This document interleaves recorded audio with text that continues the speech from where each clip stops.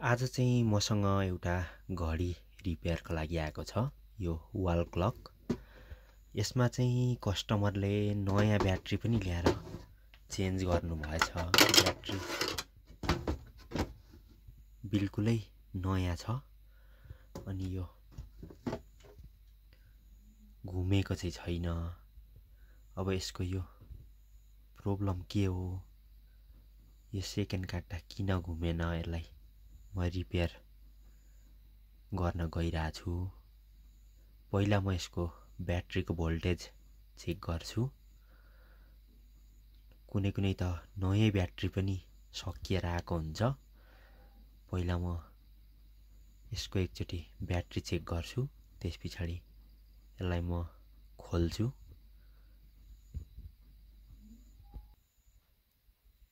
ब्याट्रीमा चाहिँ बिल्कुल 1.567 भोल्टेज देखाइरहेछ। ब्याट्री हाम्रो ठिकै नै छ, प्रब्लम घडीमै छ। अब यसलाई एकचोटि म चेक गरी हेर्छु।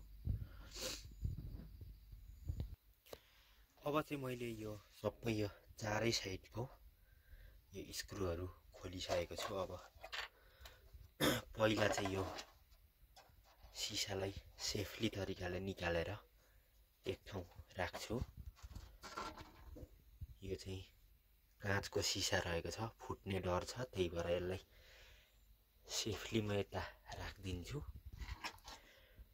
अनि मैले चाहिँ अब यसको यो जुन यसको सबै भित्रको सर्किट अनि यो घुम्ने स्पकेटहरू सबै यसैमा हुन्छ। अब यसलाई पनि म एकचोटि खोलेर हेर्छु। यहाँ एउटा बटम पनि दिएको छ, यसको के चक्कर हो यो पनि हेरौँ। ल म अब यसको यो सेकेन्ड काट्टा, घन्टा काट्टा, मिनेट काट्टा सबै निकाल्छु। अनि त्यस पछाडि यसलाई खोलेर हेरौँ के भएको रहेछ। अब यो घडीको जम्मै यति नै हो मेन चाहिँ। अरू त्यो बाहिरको कभरहरू फ्रेमहरू मात्र हो। मेन चाहिँ घडीको यति नै हो। अब म यसलाई पनि खोल्छु, त्यस पछाडि यसको भित्र हेरौँ कोइल नै खराब हो कि के हो। म पहिला फटाफट यसलाई खोलिहाल्छु। यसलाई चाहिँ एकदम आरामले खोल्नुपर्ने हुन्छ। यहाँ लकहरू दिएको हुन्छ। यसको लकहरू टुट्यो भने चाहिँ फेरि धेरै अप्ठ्यारो हुन्छ। स्पकेटहरू पनि पुरै फोहोर जस्तो देख्दैछु म। यो स्पकेटहरूलाई पनि सफा गर्नुपर्ने हुन्छ। अनि यो कोइल अनि यो ब्याट्रीको टर्मिनलहरू मजाले एट्याच भएको छ कि छैन यो पनि चेक गर्नुपर्ने हुन्छ। म अब यो सबै एक एक स्पकेटहरू पहिला निकाल्छु अनि यसलाई क्लिन गरेर मजाले हेर्छु। पहिला स्पकेटहरू चाहिँ सबै धुलोले खत्तम भइसकेको रहेछ, धुवाँमा राख्नुभएको रहेछ क्या हो कस्टमरले। अब यसलाई पनि मजाले क्लिन गरेर सबै स्पकेटहरू क्लिन गर्छु म पहिला। पुरै डस्टहरू छ। अब चाहिँ यसमा एकचोटि ब्याट्री लगाएर विचार गरौँ यो यसको घुम्छ कि घुम्दैन। यो घुम्नुपर्ने हुन्छ। यसलाई म यतिकैमा एकचोटि ब्याट्री लगाउँछु।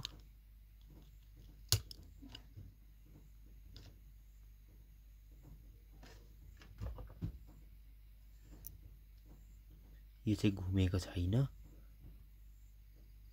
देख्न सक्नुहुन्छ। यो बिस्तारै घुम्नुपर्ने हुन्छ, तर यो घुमेको छैन। त्यो भएपछि घडी चल्दैन। अब यो किन घुमेन यसलाई म एकचोटि राम्ररी हेरिहाल्छु।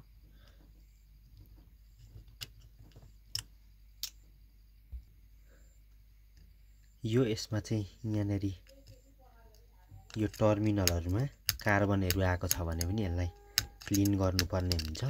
यो यसमा मजाले एटेच भएको छैन भने पनि चल्दैन घडी यो टर्मिनलहरुमा। यसलाई पनि मैले एकचोटी क्लिन गरेँ। अब सर्किटमा हेरौँ। अब सर्किटमा चाहिँ यसको त्यो ब्याट्रीको टर्मिनल एटेच हुने ठाउँ यही रहेको छ। यसलाई पनि एकचोटी म मजाले क्लिन गर्छु। त्यसपछि एकचोटी यसलाई लगाएर हेर्छु क्लिन गरेपछि चल्छ कि चल्दैन। त्यति गर्दा पनि चलेन भने अनि यसको कोइलहरु चेक गर्नुपर्ने हुन्छ। यसलाई चाहिँ म हल्का यो यसले क्लिन गर्दै छु। क्लिन भइसकेको छ यो। अब एकचोटी यसलाई म लगाएर चेक गर्छु। अब चाहिँ यो घुम्न थालिसकेको छ। सायदै यो मलाई लाग्दैछ मजाले एटेच नभएर नै होला।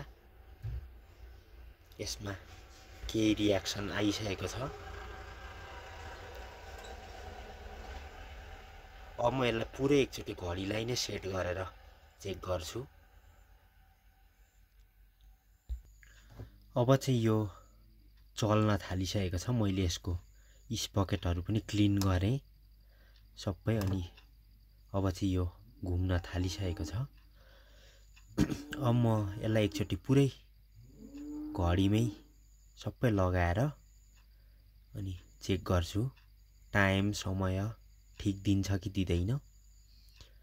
त्यसपछि हामी यो कस्टमरलाई दिन्छु म। अब अहिले चाहिँ यो चलिसकेको छ। यसलाई चाहिँ मैले सबै यो घण्टा काट्टा मिनेट सेकेन्ड काट्टा सबैले 12 मा सेट गरेको छु। अब म यसमा एकचोटी ब्याट्री कनेक्ट गरेर चेक गर्छु। तपाईहरु देख्न सक्नुहुन्छ यो सेकेन्ड काट्टा स्टार्ट भइसकेको छ, चलिरहेछ। अब म यो यसको सिसाहरु अनि यो कर्नरको फ्रेमहरु सबै लगाएर अनि यसलाई सेट गरेर कस्टमरलाई दिन्छु।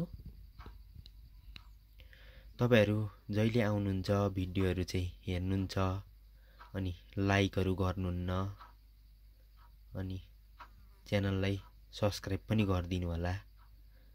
भिडियो मात्रै हेर्नुहुन्छ है। म मेहनतले यस्तै भिडियोहरु बनाइरहन्छु। अब यसको 1 मिनेट जान आँटिसकेको छ। मैले 12 मै सेट गरिसकेको थिएँ। यसको मिनेट काट्टाले पनि काम सुरु गरिसकेको छ।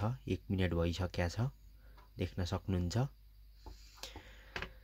ल अब म यसको पुरै सिसाहरु लगाउँछु अनि यो बर्डरको फ्रेमहरु लगाउँछु अनि म कस्टमरलाई दिन्छु। ल भिडियोलाई एक लाइक अनि शेयर सब्स्क्राइब गर्दिन नभुल्नु होला। ल म यस्तै भिडियोहरु लिएर आइरहन्छु। भिडियो हेर्दिनु भएकोमा तपाईहरुलाई धेरै धेरै धन्यवाद।